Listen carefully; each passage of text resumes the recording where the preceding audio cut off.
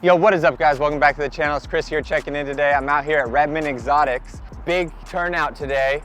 A lot of Ferraris, a lot of Lamborghinis. Big show out here. We're having a lot of fun. I brought my daughter out here in her pink SVJ. I'll show you guys that in a sec. Hopefully I can get a clip of her riding in it. She's still pretty young, but she was just liking it a minute ago, so hopefully we can catch it on film. I brought the twin turbo R8 and the Aventador out here. It's a good turnout. There's a lot of cool supercars, so let's go check it out.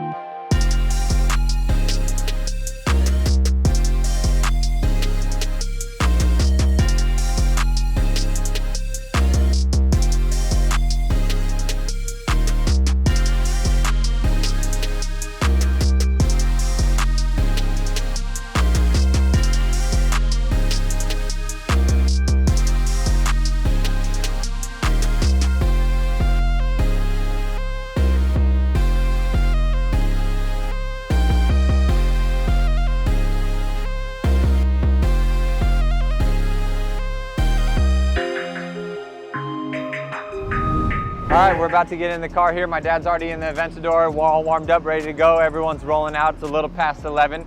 We're hungry. We're gonna go get some lunch. This might be one of the last drives I get to do with the Aventador, as we might be selling it soon. We'll keep you posted on that. We might keep it. We're still up in the air on it. So let's hit the road, go get some food. And just like that, we've made it back to the house after having a nice lunch with the team and the family. My cute little daughter, Casey, here. We got the Huracan and the Aventador back. You know, since we got these Lambos, they've been crazy, a lot of fun. But out of all the supercars we've got so far, and only owning these in a couple months, they've had the most problems. The air ride's messed up once. It just got fixed, as you guys know from the couple videos ago. Same problem again 2 days later, it's not airing up that side. We'll go more detail on that. We got the Aventador we're thinking about selling, maybe keeping. We'll go more detail about that. But first, let's head over to the Huracan, check that out. All right, here we are with the infamous twin turbo Liberty Walk Huracan. The problem we've been having is with this right rear wheel here, it would be airing down as I'm driving. So I'm going, it's just slowly leaking. I could still drive, I could air it up while I'm driving, right? It gets low, I air it up. But then what had happened was, we get in to go to a show, I go to air it up, nothing, just won't move at all. So we called a company named Wrench Monkeys. They came out, they picked it up, they took it off for a week, they fixed it, they brought it back. We drove it to the show, it worked fine for one day. Then I came out and got in it the next day and it started leaking again. Leaking, I was able to drive it once, air it up while it's leaking. But then we come in to get in today to take to the show this morning and no air at all, won't go up at all. I'll show you guys that in a minute. But what Wrench Monkeys did in here was they redid this front system and made it all like easy, quick disconnects. So they touched it up, and I know they fixed that problem, whatever it was. I'm not sure what it was, but I know they fixed it because it was working for a couple days and then stopped. So we've contacted them. They said they'll come out and try to fix it here. If not, they'll have to take it again. But this might be one of the last times you guys see this car as it sits right here, because after they fix it, it will be getting shipped down to Las Vegas, as you know, to get the new wrap and the new wheels with Rohana to get debuted at SEMA. So super excited about that. Let's jump on the inside real quick. I'll show you guys with the controller what I'm talking about, how it won't air up. All right, I'm not gonna turn on the engine because it'll be too loud. You guys won't be able to hear what I'm saying over the sound. So I'll just turn the electronics on. Here, as you can see on the remote right here, it's all aired up on all three corners except the right rear tire, 0. So now look, when I go try to air it up, you can hear that. See, it says it's going in, but then look how fast it drops. Like, there's no air going in, it's just spraying. So that's the exact same problem it was having before. I think the line just came disconnected. I'm not sure what happened, they didn't tell me. But it should be an easy fix. It was easy fix last time, so hopefully this time when they fix it, it won't do this again, because obviously it's undrivable like this.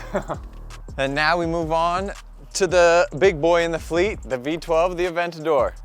We bought this kind of on a whim. We weren't there to buy an Aventador originally. You know, my dad kind of wanted a convertible Ferrari to be for his most driven car, daily driving car. And when we went in there to look at cars, Hunter told me, as you guys know, yo, Tanner Fox's car is here, he's about to sell it.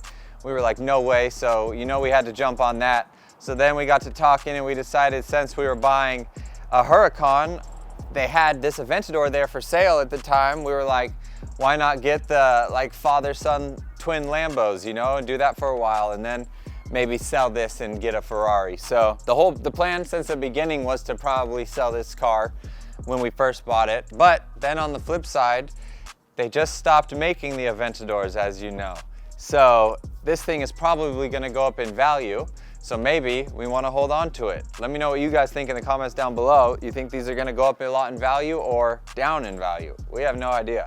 So we're kind of on the fence, maybe thinking about selling it since it is so expensive. It frees up a lot of money for other stuff, or maybe holding on to it can make money, who knows? So we'll wait and see on that. I do really love this car. Driving this car is a pretty crazy experience. If you've never been in a V12 car, the sound, and this one specifically with the single clutch almost feels like a manual. The clutch is just a way, it's hard to explain. It's way more aggressive. Like every shift is like vroom, vroom, vroom, vroom, you know, like you really feel every shift. These cars, especially like a couple videos ago when I was racing the R8, when you're performance racing, the shifts are so quick, you don't even feel it. It's just wah, boom, boom, boom, you know, it's like, this is completely different. So if you ever get a chance to ride in something like this, you know, definitely jump on it because it's something you won't forget. It's a whole different type of experience driving in this car, from the attention it gets on the road, everybody's filming it. The sound is so insane, so loud. We've had loud cars before, but the high pitch of the Aventador V12 is just definitely something else. So like I was saying, the single clutch is a complete different experience, crazy aggressive. But I can stand here and tell you guys that all day. You'll get a better feel for it, I think, if we're in the car driving. So let's hit the road.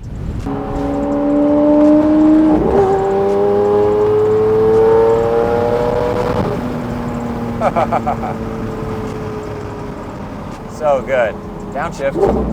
Oh, so good. Here we are in the Aventador on the on-ramp, about to merge on. We'll get a little taste of what the single clutch is like. Here we go. Oh! Oh! Gosh, this car sounds insane.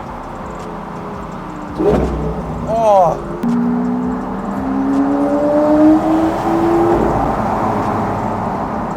Sounds so amazing, this car. So I don't know if you could tell from that on-ramp, but you see how those shifts are like, boom, boom, like, it's so crazy. It's like you're shifting a manual, like you're putting in a clutch, shifting, and boom. It takes a sec in between each shift with that single clutch. Oh, those downshifts are insane, bro.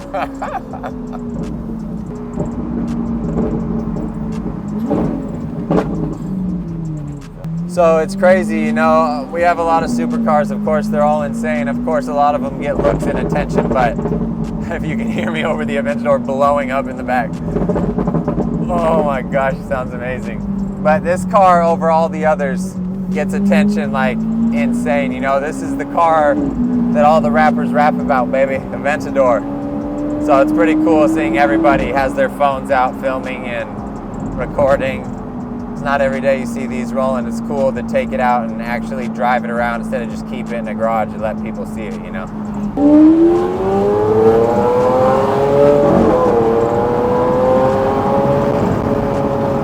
Every time you accelerate in something like this, you can't help but put a smile on your face.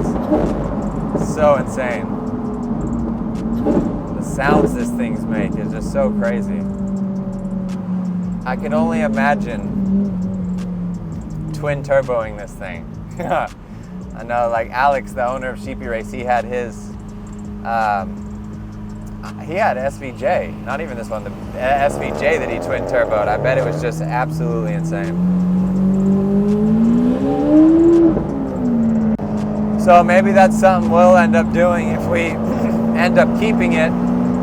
We've already done one, the R8 over at Sheepy. Maybe we'll send him the Aventador, get this thing twin turboed. It would be absolutely crazy. I would love to drive it.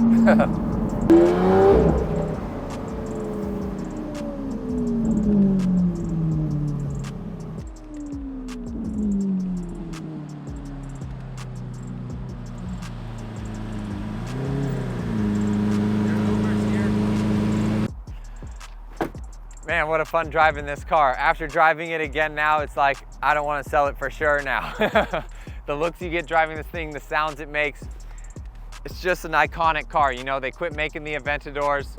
So who knows, we go back and forth each day. My dad really wants to sell it. You know, it is an expensive car. We could move on to something else for the channel in the future. But also, who knows, if we kept it, maybe we could do something crazy to it, like wide body it or twin turbo it, or who knows. So we'll just have to wait and see. But man, driving this is an experience unlike any other car I've been in so far, except Stradman's Bugatti, of course.